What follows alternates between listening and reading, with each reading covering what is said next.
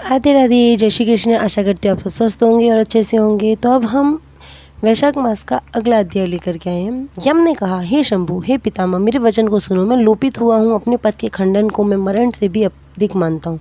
हे कमलासन, किसी काम में नियुक्त किया हुआ मनुष्य यदि अपने काम को नहीं करता तो वह अपने मालिक के धन को वृथा खाता है।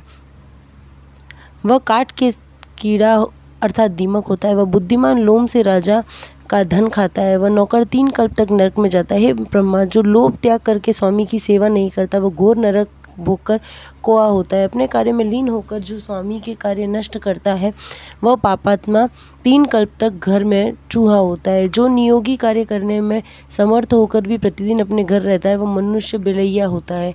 आप हे देव, आपकी आज्ञा से मैं धर्म में प्रजा का पालन करता हूँ। पुण्य करने वालों को, पाप करने वालों को पाप से। हे प्रभु, धर्मशास्त्र जानने वाले मुनियों ने भली भांति विचार करके कल्प के आरंभ से आज तक मुझे इस कार्य के लिए नियुक्त किया। इस कार्य को करने में मैं अशक्य हूँ। कीर्तिमान राजा ने पृथ्वी पर आपकी नियुक्ति को तोड़ डाला। हे जगन्नाथ, इसके मय से समुद्र से घिरी हुई पृथ्वी वैशाख मास में कहे हुए धर्मों में लीन है।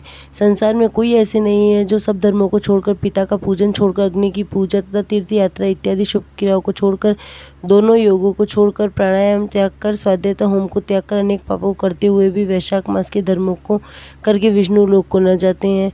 मनुष्य के पिता दादा के साथ दादा के पितर लोक तथा पितरों के पिता माता माँ और इनके पिता इत्यादि, इनके जनन करने वाले तथा इन जनन करने वालों के भी पूर्वज विष्णु लोक को प्राप्त होते हैं।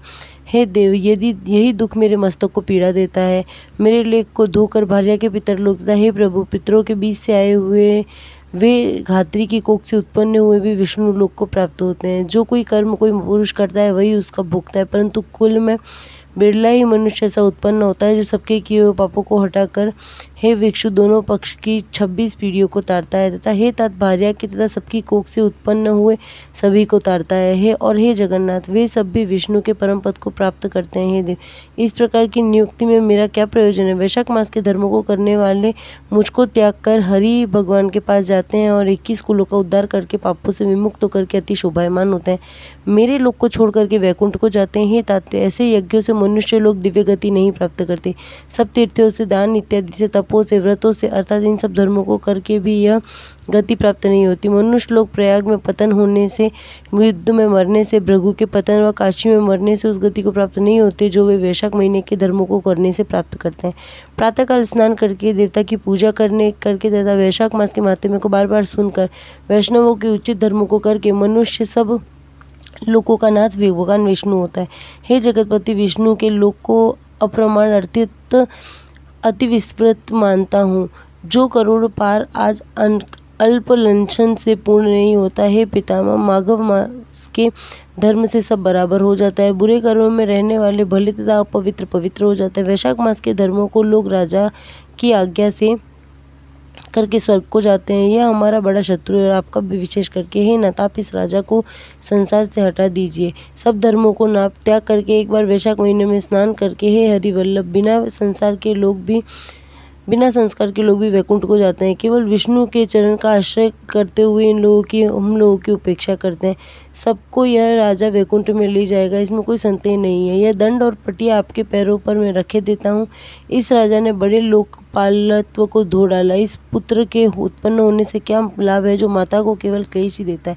जो शत्रु को जेठ महीने के सूर्य के समान नहीं तपाता, उसकी माता का जन्म व्यथा ही हुआ, वो कुपुत्रिणी है।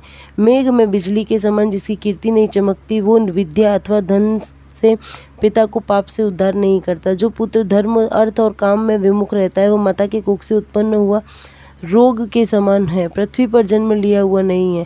पुरुषों में अधम हो ऐसे पुत्र को सज्जन लोग मातृहा अर्थात माता को मारने वाला कहते हैं।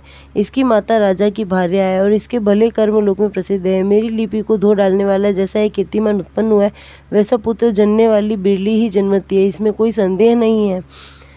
हे देव, किसी दूसरे क्षत्रिय ने ऐसा नहीं किया था। हे जगन्नाथ, पुराणों में भी पटिये का दूल्हा जना नहीं सुना गया। हे जगतपति, हे हरि भगवान, मैं तत्पर इस राजा को छोड़कर मैं किसी दूसरे को नहीं जानता, जिसने नगाड़ा पिटवा करके घोषणा करके हमारे मार्ग को रोक दिया है।